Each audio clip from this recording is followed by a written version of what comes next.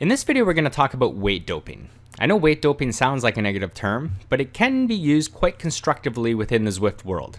Zwift uses a power to weight ratio to calculate how fast your rider moves through the world. Power to weight ratio is how many watts you're pushing divided by your weight in kilograms. The higher the power to weight ratio, the faster your rider will move through the world, especially when the road ramps up and you're going uphill. A lower power to weight ratio will mean your rider goes slower. So because you can't adjust your power in Zwift, you can adjust your weight. Essentially, the less you weigh, the higher your power to weight ratio will be and the faster your rider will move.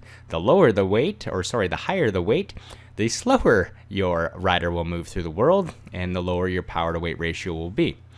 So the weight is really the variable that you are able to change. Now, quick disclaimer, this is only appropriate during specified group rides or group races where we want to level the playing field. What this will allow you to do, again, if you're a weaker rider, is lower your weight so that you're on par with the stronger riders, or vice versa. If you're a stronger rider, you can increase your weight so you're on par with the weaker riders. This will make for a group ride that everyone can ride the same intensity. For example, if we're doing a long, slow aerobic ride, you don't want to be working in threshold the entire time. Or vice versa, if you're a super strong rider, you don't want to be pedaling along like you're not even working. The other application that we'll use it for are group races that we want everyone to join in regardless of ability level. Again, this will level the playing field and make for an exciting race, but quick disclaimer, this is only appropriate when specified. Please make sure you bring your weight back to its normal level when you join any other Zwift group rides or races, because doping is cheating, again, if it's not specified. So how much do you need to move your weight up or down to actually meet the ride specifications?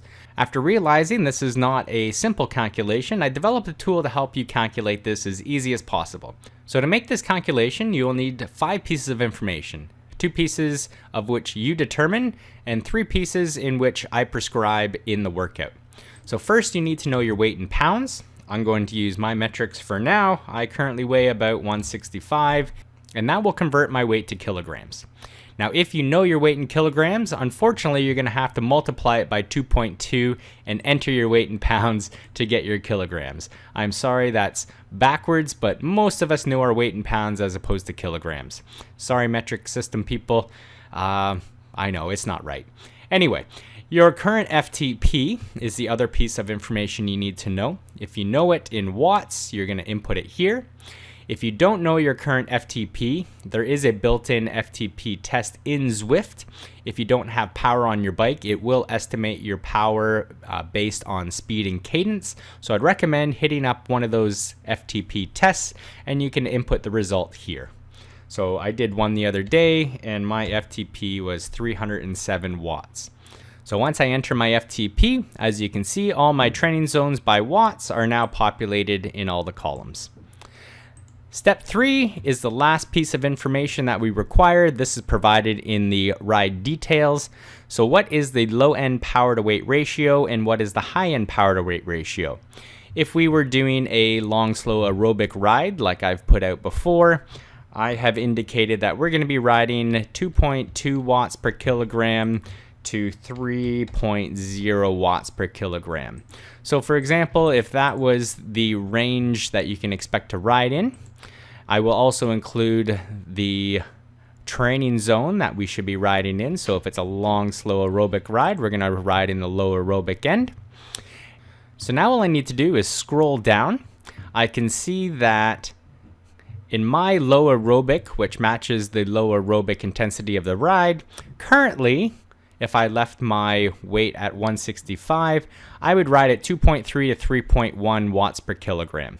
Now that would probably be fine and I wouldn't need to adjust my weight because that is pretty close. If I wanted to be bang on, I need to adjust my weight to 77 kilograms as opposed to the 75 that I put in there. So I can't directly put in, let's see what 170 gives me, what 77, that puts me at 2.2 to 3, which matches my ride description. Now I can go the other way. Let's say I only weighed 140 pounds and I'm going to have a current FTP of 200. The ride stays the same, so 2.2 to 3 watts per kilogram, still in the low 2. But as I can see, if I'm wanting to ride zone 2 low aerobic, I'm only going to be pushing 1.8 to 2.4. So if the ride gets up to 3, I'm going to be working potentially way over here in my threshold zone.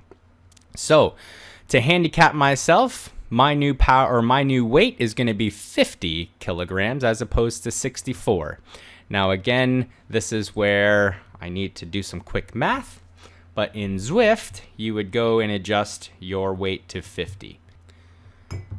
So if I multiply 50 by 2.2, I get 110 pounds. So congratulations, you just lost 30 pounds. That gives me 50 watts per kilogram. If I look down here, I'll be riding 2.2 to 3. So again, the quick adjustment that I'll make in Zwift is changing my weight to 50. Now, let's say, for example, we are doing a race. The race is going to be primarily at thresholds. So let's say, for example, I'm going to bring it back and be selfish. I'm going to say we're going to ride 3.7 to 4.3 watts per kilogram. That will be a threshold intensity.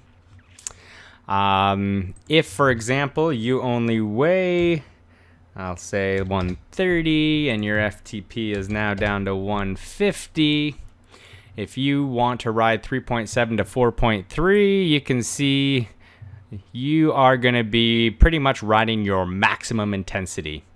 So if I actually need to change this as well. So this is a race. It's going to be in threshold 3.7 to 4.3.